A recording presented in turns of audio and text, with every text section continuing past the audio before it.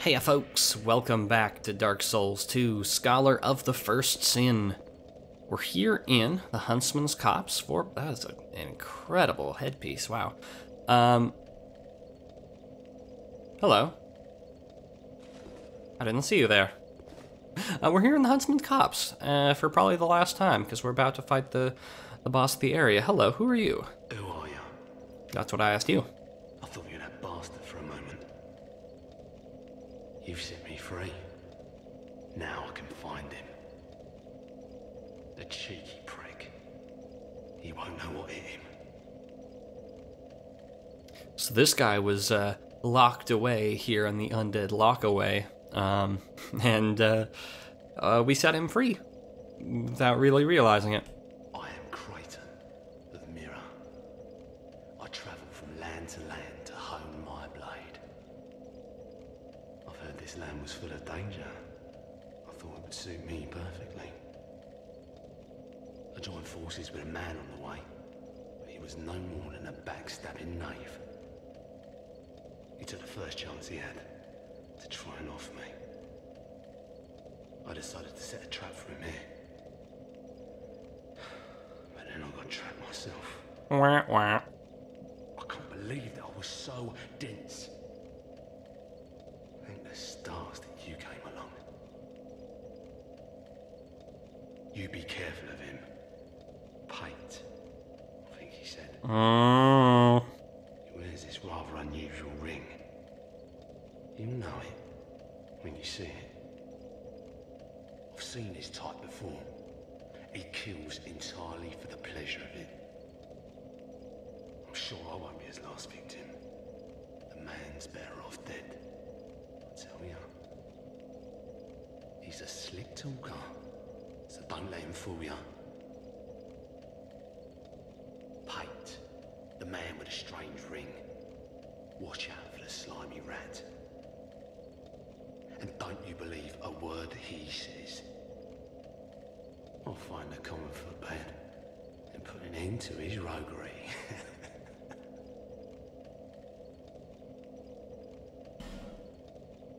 Aw, yeah. So, Creighton here, he has had a run-in with that fellow Pate who we met back in the Forest of Fallen Giants. And this is another one of those reasons where I don't quite trust Pate, because Creighton's like, man, that Pate dude's a bad guy, and that just reinforces my preconceived notions about him, so obviously it must be true. We'll be seeing this storyline develop more as the game goes forward. Who are you? You're some person. Okay. Alright, so I said today that we are going to be taking on the boss, and we've actually already seen the fog door when we went around that loop. One thing that I want to go back for is that I remember there was a summonable person. There was a summon sign NPC somewhere out there. But I don't really remember where. Hey. Hey. Yeah, get out of here. So what I would like to do is kind of clear out this area of skeletons to make a quick and easy run up. So that I can summon that fellow and then just run straight through without him dying to chumps.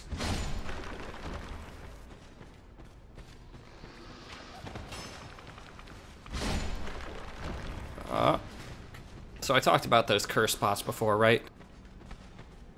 They're meanie heads.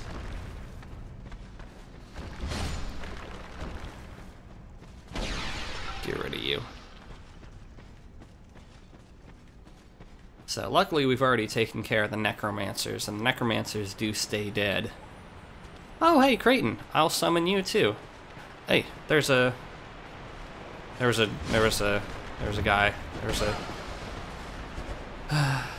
There's a crystal lizard who I missed. Oh well. Would have gotten me probably some twinkling, but wouldn't have been enough to get my my hammer up another level. And there's plenty more twinkling where that came from. So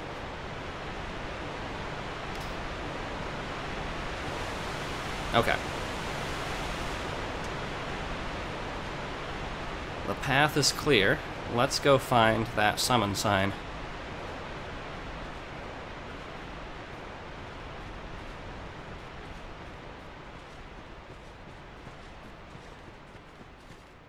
Still rather dark in here, even with the sconces lit.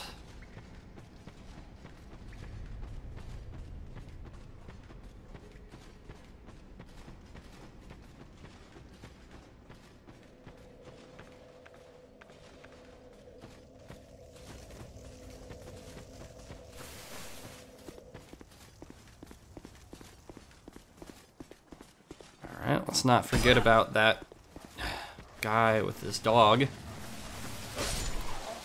see our newly upgraded +6 Uchi doing real good work against these guys.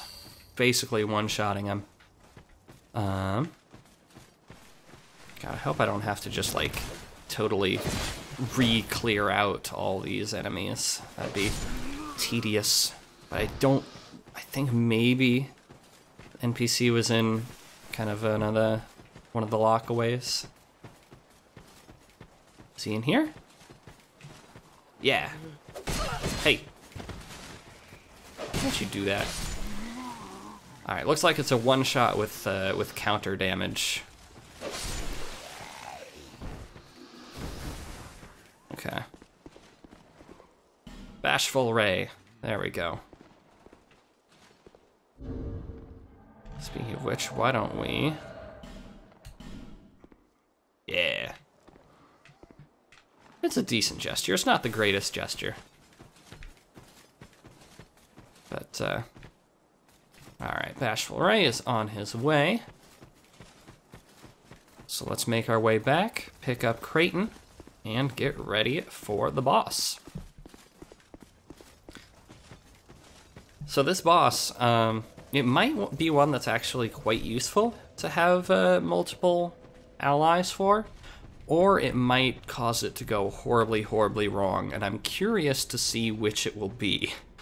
We'll get into the exact mechanics of the fight once we get there, but there is sort of a gimmick. It's not just one big enemy with a sword.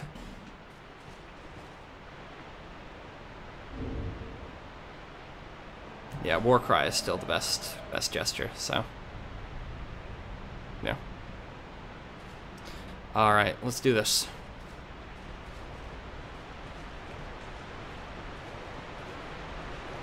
I would recommend blunt weapons for this boss. There are skeletons.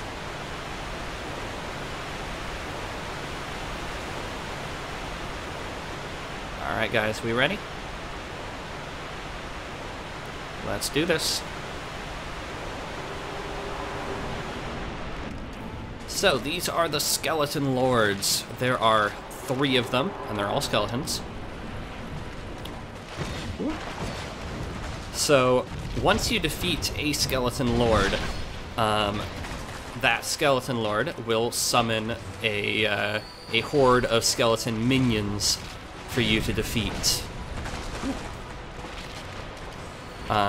Which means that if we have allies, either those allies could be great at taking out those minions and preventing us from being overwhelmed, or they will kill all the lords at once and cause just a complete overwhelming onslaught of minions.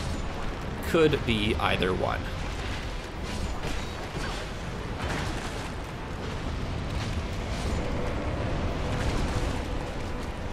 Anyway, let's see, is that one just died, I think? So the thing about this boss is that there's a lot to keep track of. There are a lot of minions, there are 3 actual straight-up bosses. So it's very possible to just be completely overwhelmed with the amount of stuff. Also, it means that locking on to exactly what you want to lock onto, easier said than done.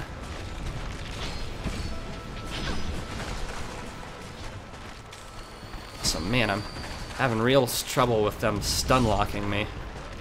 Luckily, with my strong blunt weapons, I can basically one-shot them if they don't have the shield up.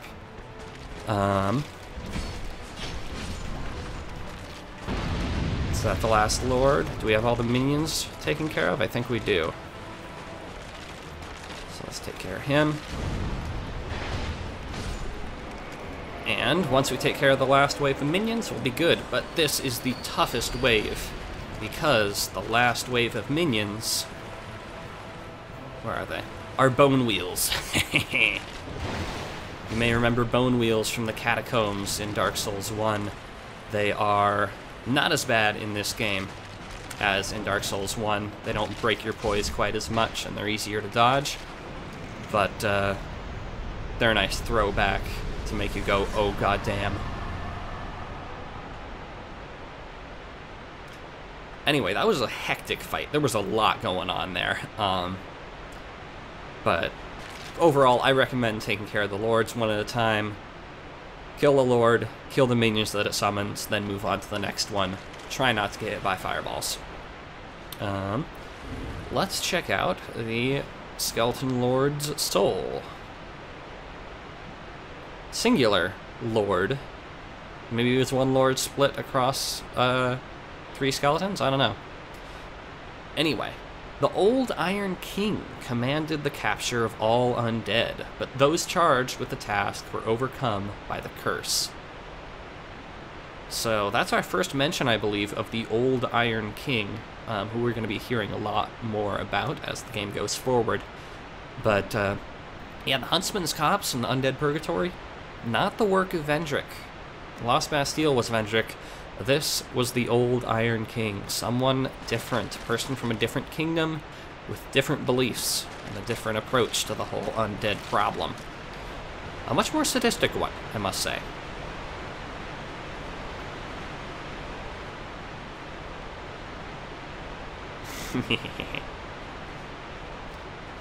Alright, and that takes care of the Huntsman's Copse.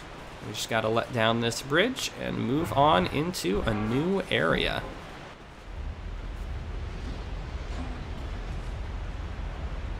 I don't know what that means.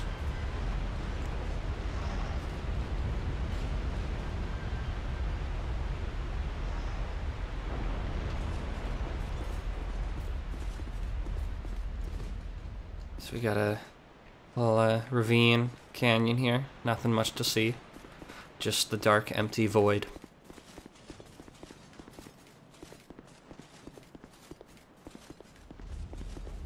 Oh, these poor skeletons. Anyway, once we make it out of Huntsman's Copse, we reach... Waiting for the splash thing.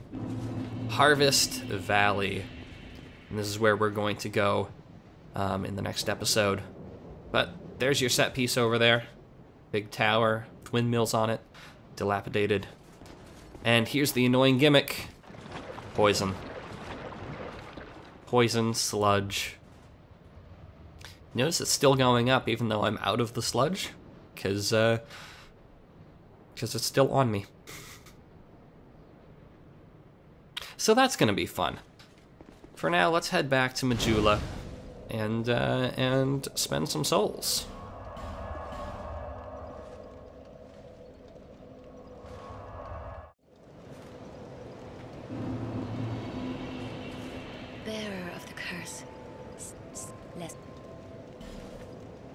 Let's see.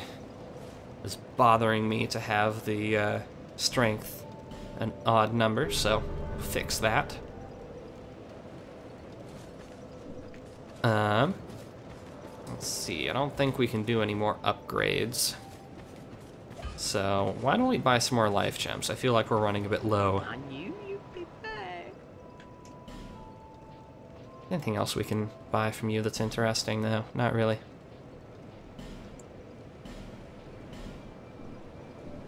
Thanks, kind. And now let's buy some ammunition. Oh,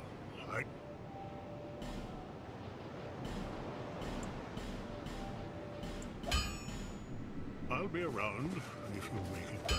Alright, and that takes care of Huntsman's Copse. We'll probably head back at some point, check out that NPC in the Undead Purgatory, but for now we're going to be moving right along into Harvest Valley, and that will be in the next episode. But for now, thanks for watching, and I'll see y'all next time.